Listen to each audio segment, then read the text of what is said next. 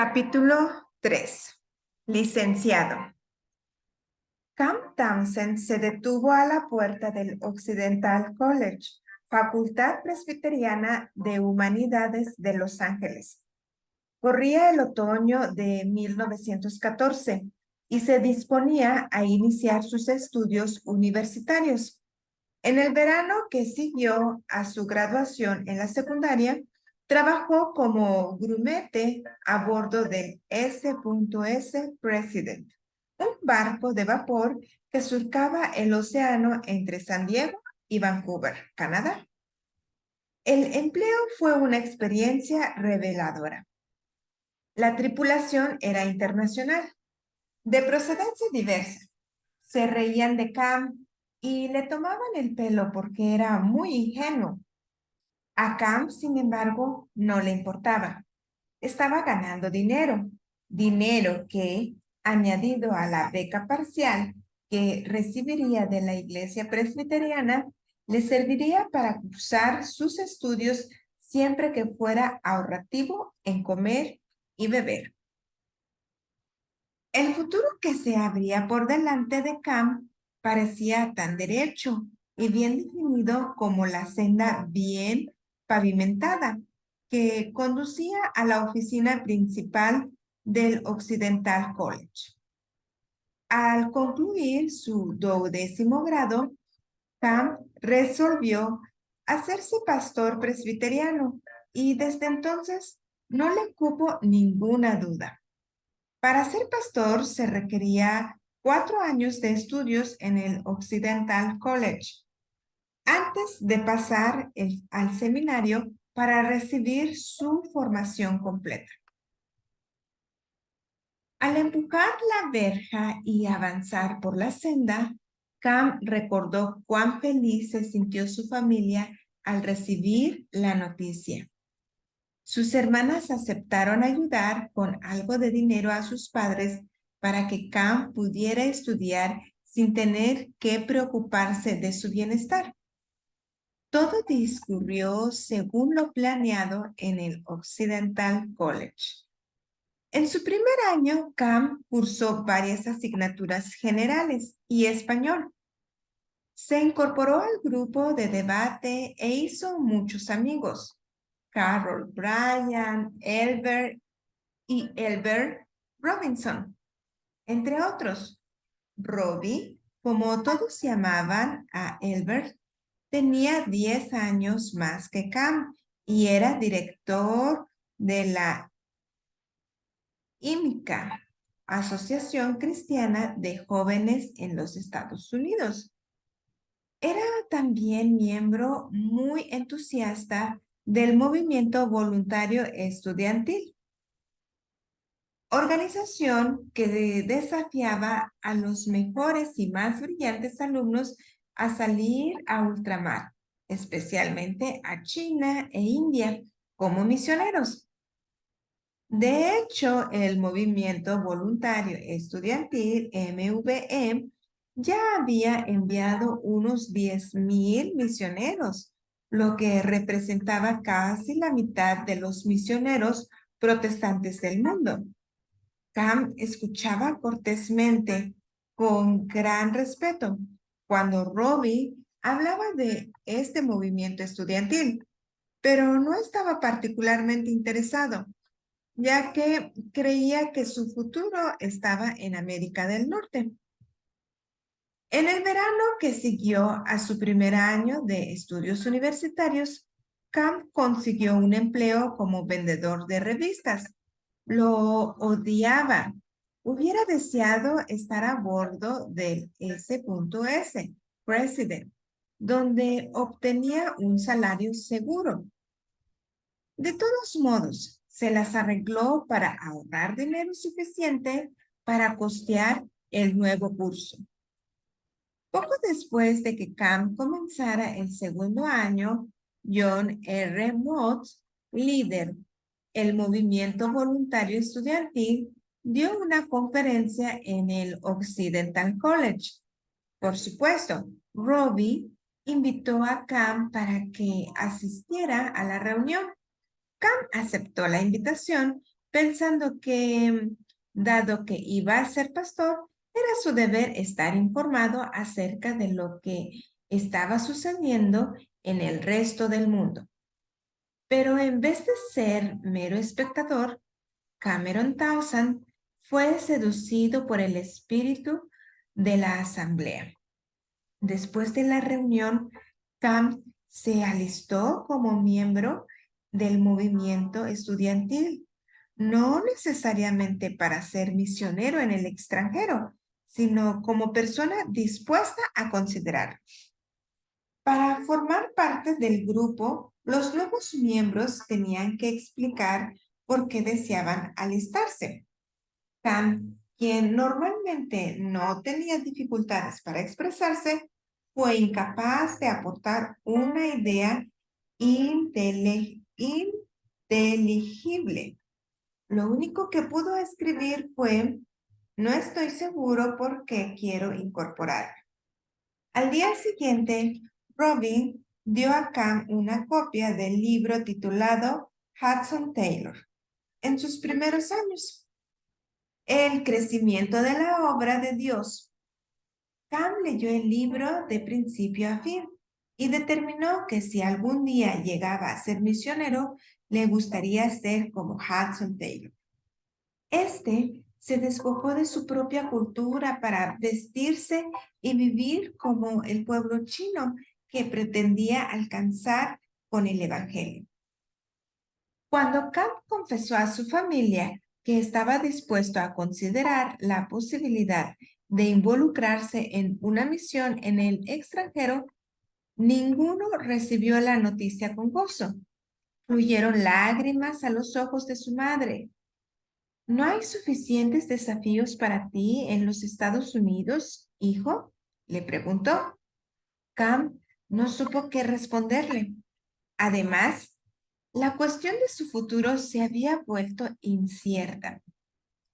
Corría el año de 1916 y los Estados Unidos estaba a punto de involucrarse en la Primera Guerra Mundial. El presidente Woodrow Wilson hacía todo lo posible por evitar que los Estados Unidos se implicaran en asuntos europeos, pero la mayoría de la gente, incluido Cam, creyó inevitable que el país entrara finalmente en guerra. A medida que creció la perspectiva de intervenir en la guerra, Cam y su amigo Carol Ryan decidieron que lo más inteligente era presentarse como voluntarios antes que fueran llamados a filas. De este modo tendrían alguna opción de escoger destino, quién, quién les instruiría y qué podían hacer. Ambos decidieron formar parte de la Guardia Nacional. Carol Bryan se interesó especialmente por la ingeniería, formación que ofrecía la Guardia Nacional. Y aunque Cam no fuera asignado a la ingeniería, pensó que ambos debían permanecer juntos. Mientras esperó para ver el curso que tomaba la guerra en Europa, Cam se fue a vivir con sus padres en una casa pequeña, con un terreno que habían alquilado en un lugar cercano. El dinero escaseaba en el tercer año de estudios universitarios, por lo que vivir con sus padres era una forma de ahorrar los pocos dólares que le quedaban. En su tiempo libre, Cam ayudaba a su padre a plantar o recoger cebada, así como la avena silvestre que crecía en el terreno del barbecho contiguo. Will y Molly Townsend no se habían aún acostumbrado a la idea de que su hijo mayor podía preferir ser misionero a ser pastor en los Estados Unidos. En consecuencia, Cam empezó a escribir muchas notas a su padre, intentando explicarle el vago sentimiento que tenía de prepararse para ser misionero en caso de que hiciera falta. Debido a la sordera de su padre, las notas escritas fueron la mejor manera que Cam encontró de comunicarle sus sentimientos. Después de cada nota, su padre presionaba para obtener más detalles. Como Cam no conocía todavía los detalles concretos, sino un mero sentimiento vago, escribió finalmente a su padre una nota que decía: la mayor necesidad se ubica donde se concentran las mayores tinieblas. Su padre asintió comprensivamente. Que Cam recordara, su padre solía acabar todas sus oraciones con las palabras: que el conocimiento del Señor cubra la tierra como las aguas cubren el mar. Intuyó que su hijo reclamaba una pequeña parte para que esa oración se hiciera realidad. Cam sintió alivio cuando su padre comprendió por fin su interés en ser misionero. No mucho después, en enero de 1917, Cam se enteró de una oportunidad interesante que probaría su compromiso con las misiones. La Casa de la Biblia de Los Ángeles anunció que necesitaba personas para vender Biblias en zonas remotas de América Central y del Sur. Cam pensó que le gustaría participar en aquella actividad el verano siguiente, por lo que respondió al anuncio. En cosa de una semana recibió una carta informándole que había sido aceptado para ser vendedor de Biblias en Guatemala. Cam no sabía dónde estaba esa nación, por lo que examinó un mapa antiguo y supo que era un país pequeño, limítrofe con México, situado en la parte norte de América Central. Cam contempló el mapa por un largo rato y procuró imaginar cómo serían las cosas en Guatemala. 3 meses después, en abril de 1917, el plan de viajar a Guatemala no pareció importar demasiado. Finalmente, los Estados Unidos intervinieron en la contienda europea. Lo de ser llamados y enviados a combatir era solo una cuestión de tiempo. Con este panorama, le sorprendió bastante que el señor Smith, director de la Casa de la Biblia de Los Ángeles, le contactara para notificarle que una tal señorita Estela Zimmerman quería entrevistarse con él. Estela era misionera en Guatemala y se encontraba de visita en Los Ángeles. Ya no es necesario, respondió Cam cortésmente al señor Smith. Acabo de recibir noticias de mi comandante. Pronto tendremos que embarcar rumbo a Francia. El señor Smith no dio muestras de sorpresa. ¿Por qué no se entrevista con ella? Nada se pierde, pues ella se encuentra por la zona. La guerra no durará para siempre. Es una oportunidad que no debe perderse. Cuando el señor Smith se la puso así de fácil, Cam no se atrevió a rechazar la propuesta, de manera que fue concertada una entrevista para el día siguiente. El día fue pasando y Cam se lamentó de haber aceptado aquella entrevista. Convenció a Robbie Robinson para que le acompañara. En caso de que no tuviera mucho que hablar con una vieja solterona. Cuando llegó a la cita se sorprendió de que Stella Zimmerman solo tuviera unos 30 años. Era alta, esbelta y muy rubia. Después de saludar a Cam y a Robbie, se lanzó a hablar de Guatemala. Con palabras dibujó escenas tan vívidas del país que Cam hubiera preferido ir allí en vez de ir a Francia.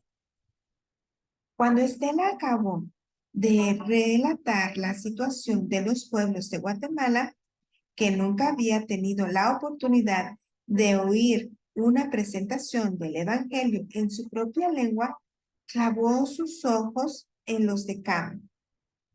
¿Cuándo vas a venir?, le preguntó. Cam temía decirle que no iría de ninguna manera. Se lamentaba de no habérselo dicho directamente cuando se presentó. Ahora se sentía muy incómodo e intentaba recurrir a palabras adecuadas. Antes de poder decir algo, Robbie se lanzó a rescatarlo. Cam está interesado en ir, pero es miembro de la Guardia Nacional y su unidad ha sido llamada a filas. Estela miró a Robbie con un gesto que daba a entender. ¿Y tú? Él se apresuró a añadir, yo estoy pensando en presentar una solicitud para la escuela preparatoria de oficiales. Los dos queremos contribuir en lo posible al esfuerzo de la guerra. Stella pareció mostrar indignación. ¡Qué cobardes!, exclamó. Están dispuestos a ir a una guerra en la que luchan millones de hombres y dejar que las mujeres lleven a cabo la obra del Señor. Dios los necesita en América Central. Ambos jóvenes guardaron un silencio incómodo. ¿Qué podían alegar? Era verdad. Había miles de hombres que zarpaban cada día rumbo a Europa para combatir. Con todo, Cam sabía que no había nada que él pudiera hacer. Habría sido distinto si hubiera conocido a Estela antes de alistarse a la Guardia Nacional, pero ahora era demasiado tarde. Finalmente, Robbie se volvió a Cam. ¿Qué dices, compañero? ¿Qué te parece si vamos a América Central? Cam miró a su amigo pensando que estaba loco. No había manera de ir a ningún sitio. Yo podría partir cualquier día. Nunca he oído de personas capaces que hayan sido descartadas, balbuceó. Robbie puso su mano sobre el brazo de Cam. Vamos a orar para que puedas ir, dijo con brillo en sus ojos. Cam no sabía qué decir. Por fin añadió débilmente. Bueno, si es eso lo que Dios quiere, estoy dispuesto. Robbie y Estela sonrieron como si hubieran planeado la escena. Cam, no obstante, pensaba que ambos se habían dejado arrastrar por el entusiasmo. No había forma de eludir el viaje para combatir en Francia. Después de haber dicho que estaba dispuesto a ir a Guatemala si era descartado de la Guardia Nacional, Cam se sintió obligado a elevar una solicitud, aunque sabía que sería desestimada. Su profesor de historia le ayudó a escribir una carta al capitán del destacamento local de la Guardia Nacional. Cam estaba seguro de que el capitán enrollaría los ojos y diría que se las sabía todas. Pero el capitán no lo dijo. Leyó la carta una vez y luego otra. Se paró a pensar por un minuto y se volvió hacia Cam. Anda, le dijo Cam, harás más bien vendiendo Biblias en América Central que disparando a los alemanes en Francia. Cam miró perplejo al capitán, intentando asimilar sus palabras. Anda, tartamudeó con incredulidad. Una licencia, señor. ¿Quiere decir que firmará mi licencia? El capitán se echó a reír en voz alta. Eso es lo que he dicho, ¿no? Cam asintió encantado. No podía esperar para contárselo a Robin. Después de todo, viajarían a Guatemala.